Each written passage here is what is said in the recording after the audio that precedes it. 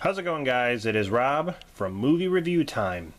If you haven't seen my last two videos, definitely check them out, where I show you guys my favorite films from the year 1980 and 1981. So continuing on through the years, we're going to talk about my favorite films from 1982, the year I was born. This is a very special video for me. Okay, a lot of great films came out the year I was born. 1982 is a great year for horror movies, for comedies, for action movies, sci-fi, all that stuff. So, I hope you enjoy this list. Like I said, it's a very special one. Let's get started with 48 Hours. Nick Nolte, Eddie Murphy, from the I Love the 80s DVD line here. This is the... I forgot who released this, actually. It was Paramount. But, yeah, I love the 80s. This is a great buddy cop movie. There's a lot of great buddy cop movies out there. You know, Lethal Weapon, Tango and Cash, the list goes on and on. But, this is a great one. They're working both sides of the law. Great DVD. And great movie. Next up is Amityville 2: The Possession. Underrated sequel. Underrated horror movie. I consider this better than the first movie. That's just my opinion. There's a lot more scares. It's kind of creepier. You have Burt Young, Paulie from Rocky, in this. Need I say more? But yeah, if you have not seen Amityville 2, I definitely recommend this to you guys. Because I know there's a lot of people who haven't. Most people have seen the first movie. But yeah, definitely check this one out.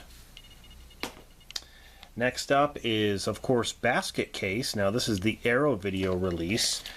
Take this slip cover off, which is pretty cool. And then you got this. It's a fun movie. Very, very fun. Next up is Blade Runner. Visually stunning. This is a futuristic vision from Ridley Scott, who is a fantastic director. And this is one of my favorite Harrison Ford films. To be honest, when Blade Runner 2049 came out, when Harrison returned to do that role, I enjoyed that more than his return to Star Wars Force Awakens as Han. That's pretty much all I can say about that. But this is a great sci-fi action film.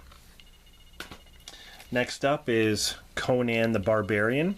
When it comes to Arnold Schwarzenegger, I love mostly all of his older movies.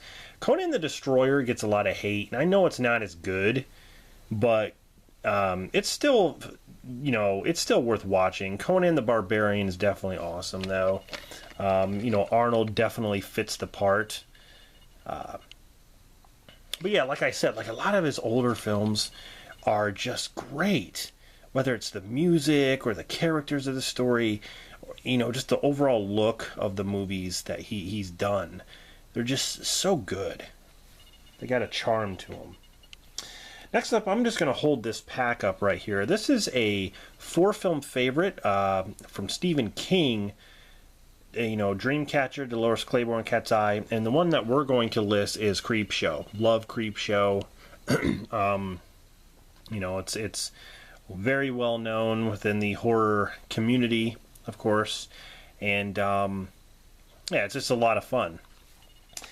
The next one is Death Wish 2 with Bronson there. I'm just going to hold this up. This is the Triple Threat collection that includes Death Wish 2, 3, and 4. So, yeah, Death Wish 2. I mean, my favorite is the first movie, but yeah, Death Wish 2 is definitely a great sequel. Charles Bronson's the man. Now, here's a classic that came out the year I was born. This is one of my all-time favorite films. E.T. How can you not like E.T.? This is the 35th anniversary limited edition 4K. And my kids really love this film. It's so cool to show my kids this movie. I love the hologram slip cover there. Shows Elliot. Going across the moon. E.T. phone home. Anyway, E.T. awesome. Love this movie. Here we have Fast Times at Ridgemont High.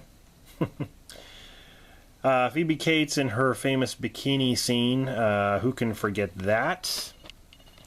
And also Jennifer Jason Leigh naked on the couch. Who can forget that? But overall, this is just a fun movie. It's hilarious at times. Unforgettable. Another classic Stallone film right here. Here we have First Blood. Yes. All I wanted was something to eat. But the man kept pushing, sir. What more can I say about First Blood? It started the Rambo films, even though it's not my favorite Rambo film, but it's definitely a classic Stallone movie. Here we have Friday the 13th, Part 3.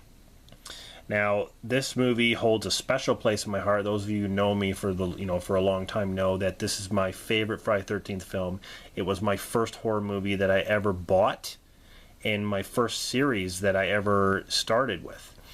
And this movie, that's why it just holds a special place, and it came out when I was born. So there's a lot of tie-ins for me with Friday the 13th Part 3. I call this the quintessential Friday the 13th movie. It's where he first gets his hockey mask, his iconic look, and I love the characters the most in this film, and the death scenes I like a lot. Yeah, some of the 3D didn't work, but you know what? It was creative, and I enjoy it. Here we have Halloween 3, Season of the Witch. 15 years ago, you could say that I pretty much hated this film. I didn't consider it part of the Halloween franchise, and I despised it. I didn't give it a chance to where, I saw the movie one time, and I don't know why I didn't care for it, but I like the unique story. I like how the masks kill people, and, the whole thing with Stonehenge, like the whole story about Silver Shamrock Novelties Factory. Like, I love the music, for one thing, is awesome, but the characters are very, very unique, and I don't know, it's a here's the thing, they went in a different direction. They could have just called this movie Season of the Witch and it would have been fine, but the fact that they slapped Halloween 3 on there, that's what I think throws people off the most. It shouldn't have any tie-ins at all. But it's its own movie, and that's how I look at it. Next up is a classic movie, An Officer and a Gentleman. This is a great drama with Richard Gere and Deborah Winger. This is the special collector's edition, which has a ton of new features. Lou Gossett Jr., one of my favorite Richard Gere films. This has an iconic ending to it where, she's working at the factory, and he comes in, with his officer's uniform, and he just picks her up and he takes her away from the place because she's working in this dead-end place, and he's going to go travel the world because he is going to fly jets, and so he picks her up to take her away. They'll probably get married and stuff. It's a very, very nice way to end a movie, and all the training stuff is really good too. Richard Gere's very, very good in this.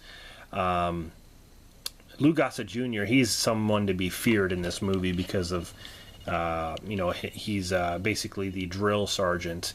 So there's only two things that come from Oklahoma: steers and queers. Which one are you, boy? I don't see no horns, so you must be a queer. Next up, classic horror film right here, Poltergeist. This is still a creepy movie. A Tobe Hooper film. The little girl in front of the snow screen TV. You know how that, with those old TVs, I had a TV just like this. This TV right here, with the buttons on the side, it sat on the floor. There was like little bitty pegs that hold it, that make it stand up a little bit. But you basically had to look down at the TV from your chair. It's the same type of TV. And she's touching the screen because there's snow, like a snowy image on the screen. That's exactly what my TV would look like. It's just creepy, man. The stuff that they do in this to creep you out really, really works. And I still think today it does a good job of that. But what's his name? Craig T. Nelson. Craig T. Nelson played in a TV show called Coach, and I used to watch that a lot. It's about football. But yeah, that's how I know him from this movie. Next up is, of course, Rocky III. This is the first Rocky movie I ever saw, and it's the Rocky film that I saw the most. The thing is, Rocky IV is not far behind it, because Rocky IV, to many people, Rocky IV is the best Rocky. To be honest, I put this ahead of Rocky IV because there are 3 fights total in this movie, and you know, I love the transition that Rocky has to make when Apollo trains him. He he switches from southpaw to training like Apollo, like a lightweight, and like I love how, you know, Mick trained him, but then Apollo steps in. Apollo, you know, the guy who fought him in the first 2 movies, steps in to train Rocky and help him, and fighting Mr. T, who is this freaking, you know, great villain. Mr. T in this movie is a villain. Clubber Lang. He is what you call a bad guy. I love it. I freaking love Rocky III. Next up is a movie that no one really talks about anymore, but it was directed by Wes Craven, and again, no one really mentions this movie or even understands that it was directed by him, and it is Swamp Thing. I remember watching this movie on TV when I was a kid. I remember just being scared of this thing. The girl goes into the swamp, and like this creature emerges, and just he's like, of course, in like a kind of like a bodysuit and prosthetics or whatever, but they did such a good job. He'd come out of the water, and I'd always be afraid of this thing, even though he was kind of like a big teddy bear. He wasn't really. He's not really like a like a monster, so to say, but I don't know. Just the environment and the theme to this movie just scared the hell out of me. But very, very cool. This is the Blu-ray DVD combo pack from Scream Factory. It's a really, really cool edition. So Swamp Thing, definitely awesome. And the last movie, I can't leave this one out. This is probably one of the best, of course, from John Carpenter when it comes to sci-fi horror, and that is John Carpenter's The Thing. How can you not add this movie to your list? Of course, this came out the year I was born, and I just am so thankful for that. This movie, you know, don't get me wrong, A Thing from Another World started this all. Thing from Another World is great, and this movie is, you know, sort of like a remake, but it's different enough. I think you can like both films to say they're kind of different from each other. But Kurt Russell's so good in this, and the effects are crazy. The effects can get gross at times, but they're so satisfying. It is so satisfying. This movie, the climate, like the fact that they're, you know, surrounded by, you know, snow and cold and this creature that's on the loose. Just, oh, it's amazing. It is really amazing, this movie. So, I tell you guys, a lot of great movies came out in 1982. What do you think of some of these titles that I listed here? Let me know in the comments. And is 1982 one of your favorite years of movies? Let me know that too. Anyway, so the next video is going to be my favorite movies of 1983, and that year there were some good ones, but there really isn't a lot, and I'll get to that in the video, but definitely stay tuned for that. So hope you're enjoying this series. I plan to go far with it, so Anyway, guys, thanks for watching. This is Rob signing off, and I'll see you guys in the next one.